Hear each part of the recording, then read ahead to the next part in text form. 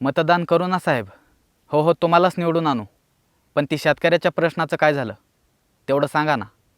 मागच्या वेळेस तुम्हाला निवडून दिलं त्यावेळेस तुम्हीच बोलले होते शेतकऱ्याचे चांगले दिवस आणू, शेतकऱ्याच्या मालाला योग्य भाव देऊ, शेतकऱ्याचे सगळे प्रश्न सोडू म्हणून तुम्ही आश्वासन दिले होते साहेब. त्याचं काय झालं? आज तुम्ही विरोध पक्षाकडे बोटं करून मानता. ह्यानं काय केलं, त्यानं काय केलं. पण साहेब तुम्ही काय केलं ते एकदा सांगा ना. आज तुम्ही खुर्चीसाठी भांडता, पण शेतकऱ्याच्या प्रश्नासाठी किती भांडलात ते एकदा स्पष्ट करा ना साहेब. खरं तर शेतमालाचे भाव पडले नाही, पाडण्यात आले. कापूस ऑस्ट्रेलियामधून आयात केला, कांदा अफगाणिस्तानमधून, तर तूर मोजाबियामधून, टॅमॅटो नेपाळमधून आयात केले. तुम्ही बाहेरून माल मागवल्यामुळे इथल्या शेतमालाचे भाव पडले, मातीमोल झाले साहेब.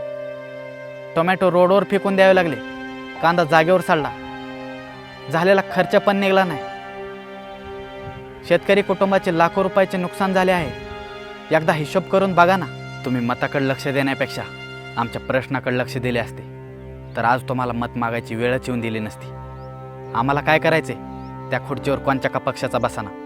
आम्हाला प्रश्न सोडवणारा पाहिजे, आश्वासन देणारा नको.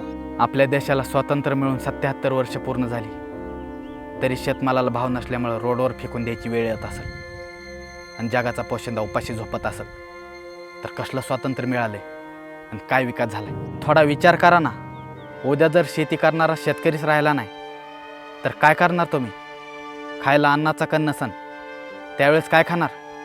पैसा, नोटा. उरामंदी जाळ पेटला, जन्माची राख झाली र.